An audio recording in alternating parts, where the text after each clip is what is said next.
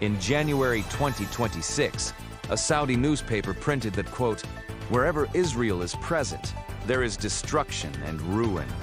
Saudi officials condemned Israel publicly at every international forum. 99% of Saudis, in a recent poll, said normalizing relations with Israel would be a bad idea. And yet, on the same day, Saudi diplomats were denouncing Israel in New York. Saudi radar systems were feeding real-time data to the same Israeli military they were condemning. Saudi and Israeli officers were communicating on the same encrypted chat platform, coordinated by the same U.S. command structure.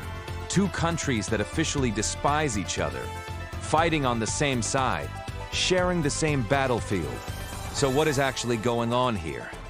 In this video, we're going to go beyond the headlines. We're going to show you that the Saudi-Israeli alliance isn't a future possibility.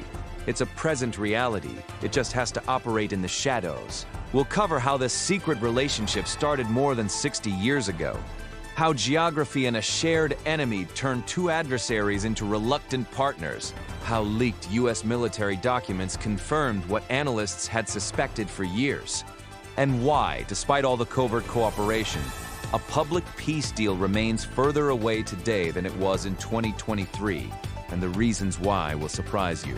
This is the story of the most consequential relationship in the modern Middle East that officially does not exist. The unlikely beginning. Yemen, men. 1962, most people think Saudi-Israeli cooperation is a recent invention. It isn't. It traces back to 1962, when a civil war broke out in Yemen. Saudi Arabia and Israel found themselves quietly backing the same side. The Yemeni royalists against Egypt's Nasser, who was backed by the Soviet Union. The Mossad and Saudi intelligence reportedly met in London to coordinate weapons deliveries. Two countries that publicly called each other enemies, operating from the same playbook. Clandestine cooperation between the Saudis and Israelis dates to the early 1960s, when both supported the royalists in Yemen against the Egyptian and Soviet-backed Republican government, with their intelligence services coordinating the delivery of weapons and expertise. Brookings the real driver. Iran for decades. The cooperation stayed minimal. Then came 1979. The Iranian Revolution transformed Tehran from a U.S. ally into a revolutionary theocracy that declared both Israel and Saudi Arabia enemies. A country that controls Shia Islam, funds proxy militias across the region, and openly calls for the destruction of the Saudi royal family's guardianship of Mecca and Medina. The 2006 turning point. Hezbollah's power revealed. The 2006 Lebanon war was a wake-up call. Hezbollah, Iran's armed proxy, proved it could fight Israel to a standstill. Saudi Arabia watched carefully. If Iran's proxies were this powerful against the region's most capable military, Riyadh realized it was looking at an existential problem. That shared fear began bringing the two countries closer, quietly. The 2006 war revealed that Hezbollah was stronger and more powerful than anyone had realized, putting both Saudi Arabia and Israel in the same precarious boat, directly threatened by the Islamic Republic of Iran. And this shared threat finally brought the two countries together to discuss how to stop the Iranian regime. Israel Hayam, look at a map of the Middle East, and you immediately understand why Riyadh and Jerusalem have the same nightmare. Iran's network of proxy forces, Hezbollah in Lebanon, the Houthis in Yemen, militias in Iraq, Hamas in Gaza, forms a strategic arc that wraps around both countries. For Israel, Iranian proxies sit on three borders. For Saudi Arabia, Houthi missiles launched from Yemen have hit Riyadh's airport, oil infrastructure, and civilian areas. Both countries look at the same map and see the same enemy threatening them from the same directions. Geography doesn't care about religion, history, or public statements. When two countries face the same threat vector, cooperation follows whether they announce it or not. 2021, in September 2020, the U.S. military made what looked like a bureaucratic decision. It moved Israel from the U.S. European Command to the U.S. Central Command, CENTCOM, the command responsible for the Middle East. For decades, Israel had been deliberately kept separate from the Arab states under CENTCOM because putting them in the same command structure was seen as too politically explosive. That decision changed everything. Now Israel sat at the same table as Saudi Arabia, the UAE, Egypt, and Jordan. Same command briefings, same coordination structures. The geography of military bureaucracy had done what diplomacy could not. The most important structural change was Israel's transfer from U.S. European Command to U.S. Central Command in September 2021. A bureaucratic decision with revolutionary strategic consequences. As for decades, Israel had been deliberately kept separate from the command structure that managed U.S. military relationships with Arab states. House of Saud, the regional security construct, the secret network, but the cooperation went much further than shared command structures. In October 2025, leaked U.S. documents obtained by the Washington Post and the International Consortium of Investigative Journalists revealed the full picture. At least 6 Arab states, Saudi Arabia, Egypt, Jordan, the United Arab Emirates, Bahrain, and Qatar, took part in a classified regional defense framework known as the Regional Security Construct, established under the coordination of U.S. Central Command, which functioned as a discrete network for information sharing, joint exercises, and operational coordination aimed at countering Iran's regional influence and strengthening military ties with Israel. And at News, the documents revealed joint training exercises involving Saudi, Israeli, American, Jordanian, Greek, Indian, and British forces, encrypted communication platforms connecting Saudi and Israeli officers directly, real-time radar data sharing, and the documents explicitly noted that all of this must remain, quote, discreet. Saudi Arabia played a central role in supplying intelligence to the Jewish state, and the leaked documents indicated that the security cooperation does not constitute a new alliance, and stressed the need to keep a discreet profile, even as the same Arab states were publicly accusing Israel of war crimes. Christian Post, the Iran attack, April 2024, when it went live. Then came the moment the system was actually tested. When Iran launched hundreds of ballistic missiles and drones at Israel in April 2024, it wasn't just the US and Israel that responded. Gulf states passed on intelligence about Iran's plans before the launch. Saudi and Arab radar tracking helped guide interceptions. In some cases, Arab militaries took active roles. Several Gulf states, including Saudi Arabia and the UAE, passed on intelligence about Iran's plans to attack Israel, providing vital information that was key to the success of the air defense measures that almost entirely thwarted the massive assault. And one Israeli official called it the first time the alliance worked at full power. The Times of Israel, the 2026 Iran War. The alliance activated by early 2026 during the 12-day U.S.-Israeli military operation against Iran. The infrastructure was no longer just defensive.